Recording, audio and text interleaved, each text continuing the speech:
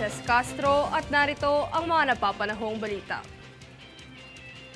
Pinaabot ni Senador Grace Poe ang kanyang pag-aalala hinggil sa rotational blackout sa Visayas. Sa pahayag ni Senator Poe, ang suliraning ito ay naisolusyonan ng National Grid Corporation of the Philippines o NGCP, pati na rin ng mga pribadong kumpanya at iba pang ahensya. Dahil dito, dismayado ang senador dahil sa pagkakaroon ng isa na namang outage matapos ang hindi pa natatapos na investigasyon sa unang blackout at wala pang napapanagot.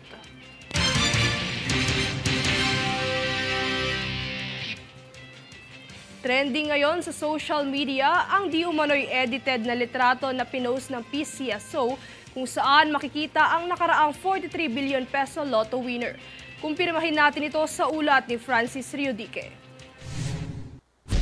Umabot na sa mahigit 200,000 reactions at 50,000 shares ang post na ito ng Philippine Charity Sweepstakes Office o PCSO. Ayon sa mga komento sa post na ito, tila edited ang litratong ito kung titignan ng mabuti ang mga kasuotan ng dalawang babae rito. Ito ay umabot na sa pandinig sa Senado kung saan inamin ng PCSO na edited ang litratong ito ng lotto winner. Paglilinaw ni PCSO General Manager Mel Robles, ginawa lamang nila ito upang bigyang seguridad ang nanalo. Dagdag pa niya, nagsimula ito matapos makatanggap ng reklamo mula sa isang lotto winner na nakilala umano sa post ng PCSO dahil sa kanyang suot na damit. Mismong ang mga winners daw umano ang may gusto na itago ang kanilang mukha at kasuotan, kaya naman ini-edit ito ng PCSO upang maitago ang kanilang katauhan. Humingi naman ng pasensya ang PCSO sa kanilang itinuturing na poor editing skills, kasabay ng pagtitiyak na lehitimo o totoo ang mga nakaraang lotto winner. Francis Riodique, nag-uulat para sa One Media Network.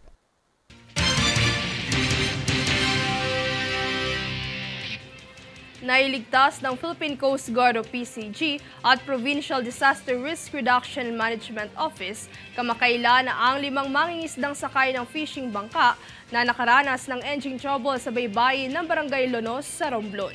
Agad na nagsagawa ng search and rescue operation ng PCG at PDRRMO at hinila ang distressed fishing boat sa Sitio Lusod, Barangay Cahimos. Ang nasabing mga crew member ay naglayon na ayusin ang kanilang makina bago ipagpatuloy ang kanilang susunod na pangingisda.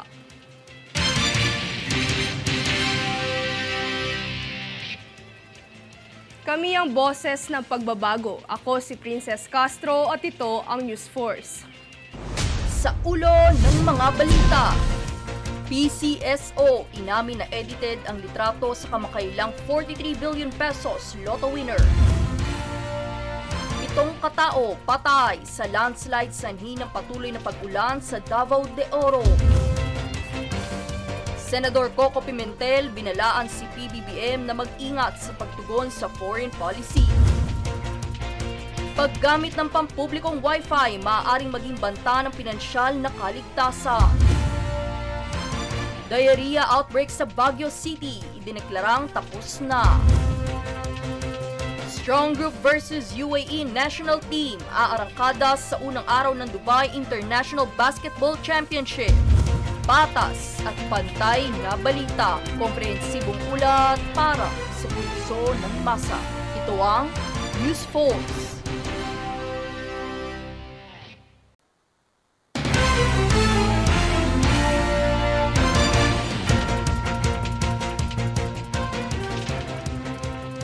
Ako si Princess Castro at narito ang mga napapanahong balita. Hindi bababa sa 7 ang mga naitalang nasawi habang 2 naman ang sugatan dahil sa pagguho ng lupa sa Moncayo, Davao de Oro. Ito ay ayon sa ulat ng Office of Civil Defense kung saan nagsagawa ng search and rescue operations. Sinasabing dahil ito sa patuloy na pag-iral ng malakas na pag-ulan sa naturang lugar. Samantala, nasa higit na 44,000 pamilya na ang naapektuhan ng pagbaha at landslide sa Davao de Oro sa pinakahuling tala.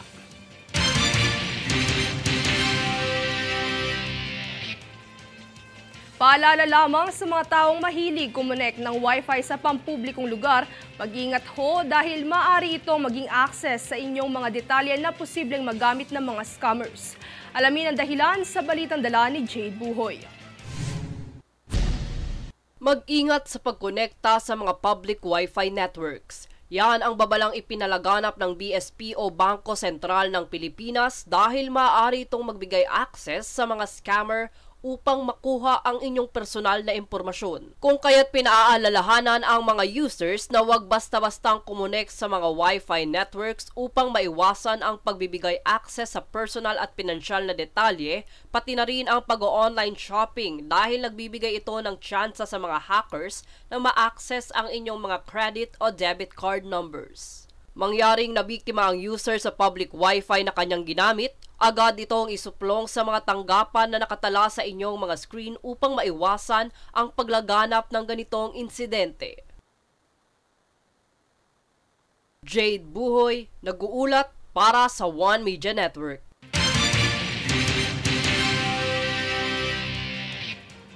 Dahil ang Laguna de Bay ang pinakamalaking freshwater sa bansa, nagpaplano si Department of Agriculture o DA Secretary Francisco Laurel Chuy Jr. na muli itong buhayin at paunlarin upang maging tagapag-supply ng mga isda.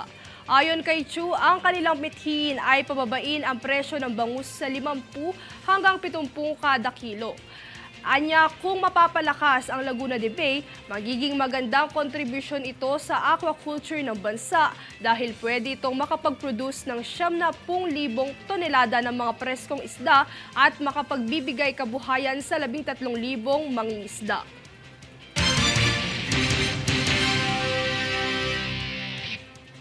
Kami ang boses ng pagbabago. Ako si Princess Castro at ito ang News Force. Sa ulo ng mga balita, PCSO inamin na edited ang litrato sa kamakailang 43 billion pesos lotto winner. 7 katao patay sa landslide sanhi ng patuloy na pag-ulan sa Davao de Oro. Senador Coco Pimentel binalaan si PBBM na mag-ingat sa pagtugon sa foreign policy. Paggamit ng pampublikong Wi-Fi, maaaring maging banta ng pinansyal na kaligtasan. Diarrhea outbreak sa Baguio City, idineklarang tapos na. Strong Group versus UAE National Team, aarangkada sa unang araw ng Dubai International Basketball Championship. Patas at pantay na balita, komprehensibong ulat para sa pulso ng masa. Ito ang News Force.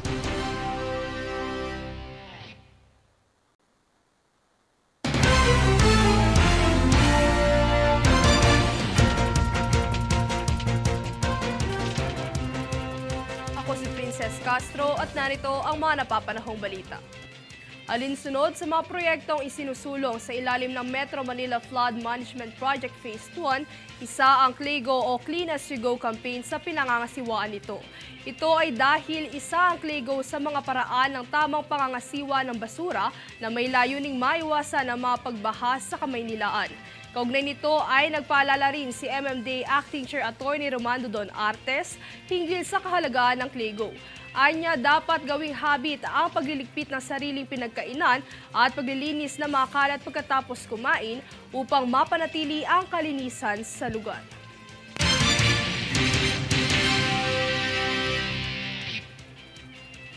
Sa pangambang mawala o mamatay ang pelikulang Pilipino, tiniyak ni DILG Secretary Benhur Abalos na tutugunan ng ahensya ang mga hamong kinaharap ng mga film producer.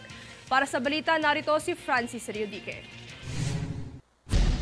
Matatandaang muling dinayo ang mga sinihan nitong nakaraang Metro Manila Film Festival. Ito umano ay tanda ng patuloy na pagbangon ng film industry matapos ang nakaraang pandemya. But one of the hardest hit industry is the film industry because of the pandemic. Not only did people shy away from the cinemas, the cost of production went up by a spiraling as high as 35%. Kasabay ng pagtaas ng cost of production ay ang pagbaba ng kita ng mga local film producer.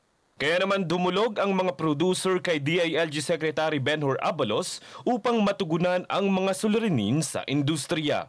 Kami tumulog sa office ni Secretary para pakiusapan sana lahat ng mga city mayors or all over Metro Manila, all over the Philippines, kung pwede pagbigyan muna kami ng palugit na 3 taon na wag muna kaming itatax pansamantala.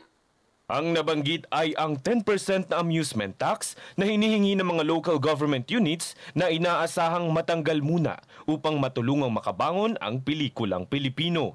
Sinang-ayon na naman ito ni Secretary Abalos kung saan ipinahayag niya ang kanyang dedikasyon na makipag-usap sa mga city mayors at concerned official upang may patupad ito. Pagtitiyak niya, wala namang umanong mabigat na epekto ito sa mga LGU. Hindi naman totally mawawala yung amusement tax ng local government unit dahil you still have the foreign films. 3, tulong mo na yun para sa pelikulang Pilipino. Bukod rito, isa pang nakakabahalang suliranin na kinaharap ng film industry ay ang pamimirata, na ayon sa mga producer ay banta sa pinangangambahang pagkamatay o pagkawala ng pelikulang Pilipino. Huwag po natin pabayaang mamatay ang industriya ng pelikulang Pilipino. Malay niyo po, in the future, isa ho sa mga anak ninyo ang magiging magdadala ng karangalan sa bansa natin. Ayon kay Secretary Abalos, upang masolusyonan ito ay nararapat na isaayos ang policy issues ukol sa anti-piracy sa bansa. Siguro magtutulungan na lang tayo dyan, hindi lamang Optical Media Board, hindi lamang ang PNP. Isama mo na NTC, kung kinakailangan pati NBI. Magtulungan na lang tayo rito. Francis Riudique, nag-uulat para sa One Media Network.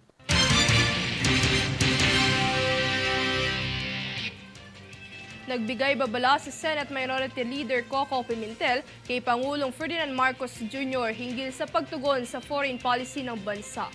Ayon sa kanya, pinasok ng Pilipinas ang One China policy, kaya naman nararapat na sundin at kilalanin ito.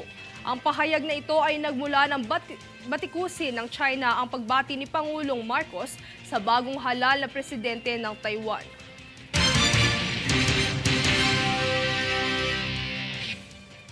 Kami ang boses ng pagbabago. Ako si Princess Castro at ito ang News Force. Sa ulo ng mga balita, PCSO inamin na edited ang litrato sa kamakailang 43 billion pesos lotto winner. 7 katao patay sa landslide sanhi ng patuloy na pag-ulan sa Davao de Oro.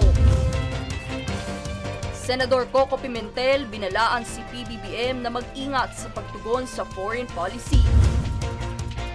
Paggamit ng pampublikong Wi-Fi maaaring maging banta ng pinansyal na kaligtasan. Diarrhea outbreak sa Baguio City, idineklarang tapos na. Strong Group versus UAE National Team aarangkada sa unang araw ng Dubai International Basketball Championship.